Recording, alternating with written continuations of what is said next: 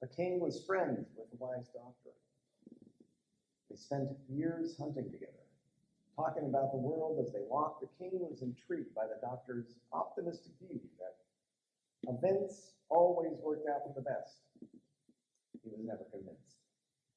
But they remained friends. One day, while they were out hunting, the doctor's rifle went off by accident. The bullet hit the king's hand, and the doctor had to amputate 2 fingers. The king was so angry that he had his friend thrown into the dungeon. Later, the king went hunting without his friend for the first time. As his party was captured by savages who carried them back to their village, the king realized they planned to eat him. They ignored the promises of riches if they freed him. First, they ate all the other members of the hunting party. When they came to the king, they noticed that his hand was missing 2 fingers. Their tradition demanded that they not harm anyone with an amputated limb, so they freed the king. When they got back to his castle, the king freed the doctor. He told his friend the story and adding, "If not for you cutting off my fingers, I might have been killed." The doctor was happy for the king. "You see," said the doctor, "that proves my point that things always happen for the best." "But what about you?" the king cried. "You spent months in the dungeon. How did that work out the best for you?" The doctor smiled. "If I hadn't been in the dungeon, I might have been out hunting with you." Yes, it can be challenging to see things working out for the best, but I think that's all part of the spiritual journey. The challenges we go through, they become experience. And those experiences add wisdom, add knowledge. You're not going to hopefully make the same mistakes. So I wanted to talk a little bit about the title for today's sermon. Kind of came about after writing the sermon and realizing that how we see ourselves, how we view God, it's not always intuitive.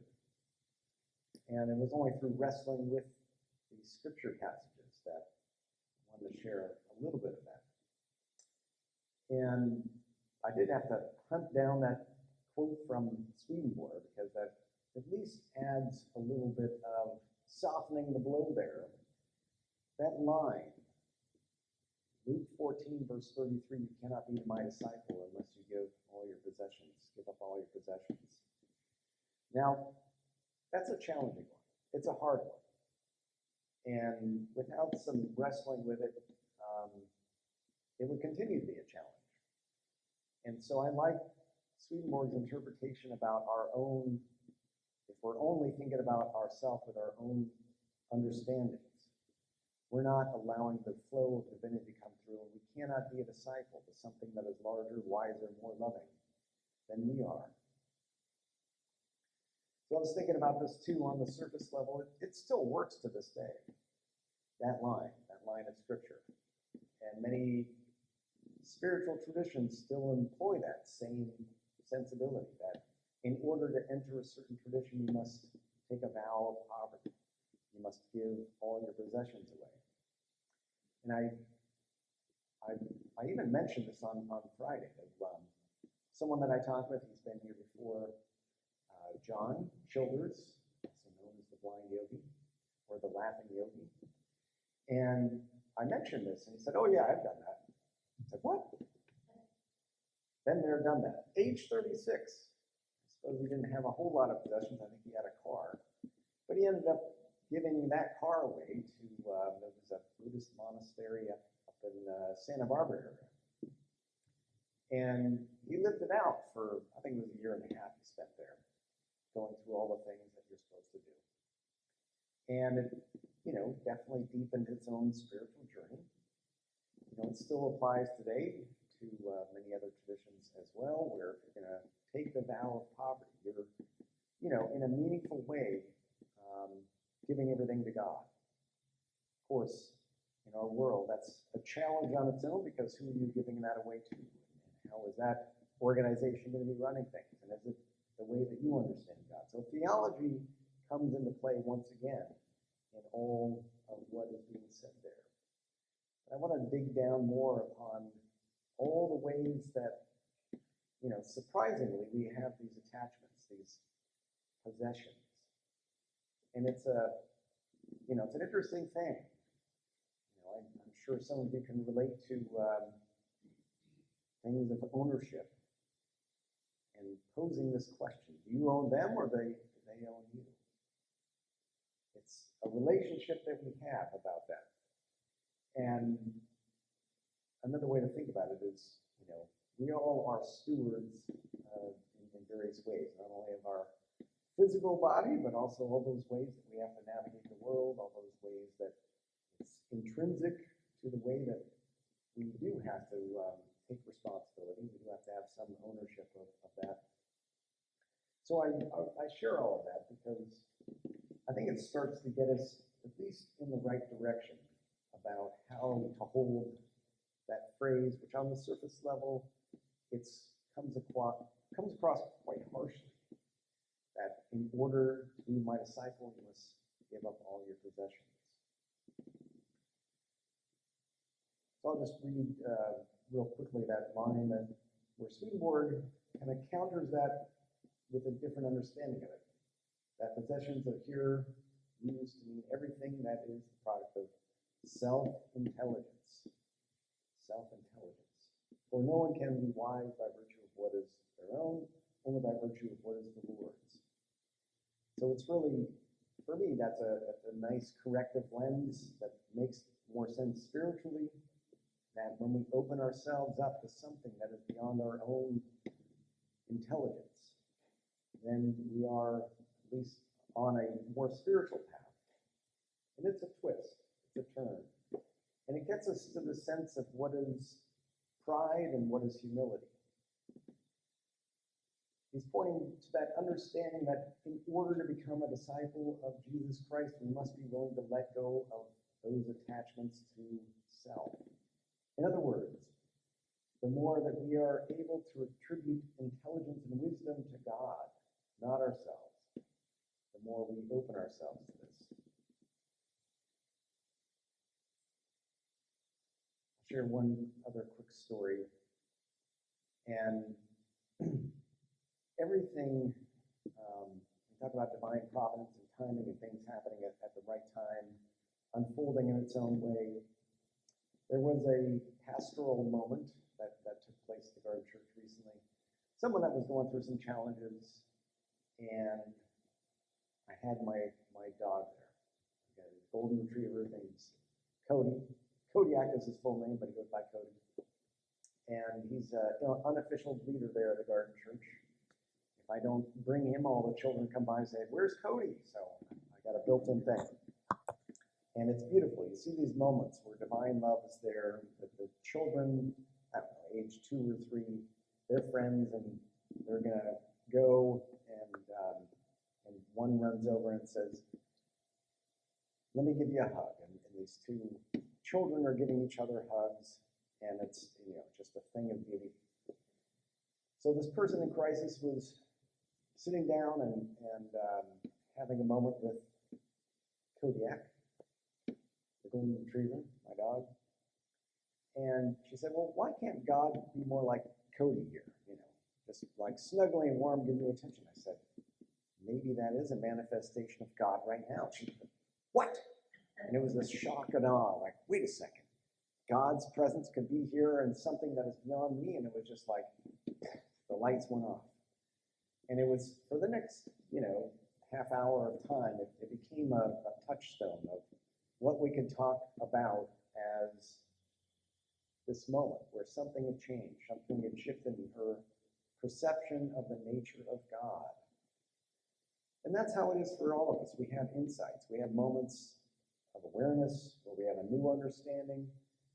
And it's fair to say what our understanding of God is presently incomplete, because we're still here. We're still on the journey. We're still learning. And God is sneaky this way.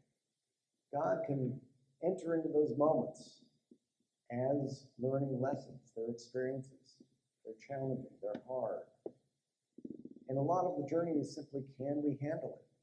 Can we face whatever is presenting itself in front of us and know that it's okay. God is present in this too. Trust and faith, they all really deepen our journey in these moments. So I want to share with you this reflection by Father Rohr. It's about choosing to become present, because it has a lot of these themes and scripture and some of those examples of ministry in the past few weeks. So Father Rohr describes prayer as a practice of being present before the mystery of God. Anyone familiar with his writing knows that he believes that immediate, unmediated contact with the moment is the clearest path to divine union. Naked, undefended, and non-dual presence has the best chance of encountering the real presence. I approach the theme of contemplation in 100 ways, because I know most of us have 100 levels of resistance, denial, or avoidance. For some reason in our complicated world, it is very hard to teach simple things. Any mystery, by definition, is pregnant with many levels of unfolding realization. That is especially true of the tree of life, that is, contemplative awareness. In my novitiate, I was exposed to an early method of silent Franciscan contemplation called Pensar sin pensar, or no pensar, nada, as described by the Spanish friar Francisco de Osuna. I didn't totally understand what I was supposed to be doing in that silence of, quote, thinking without thinking, and probably fell asleep on more than one occasion.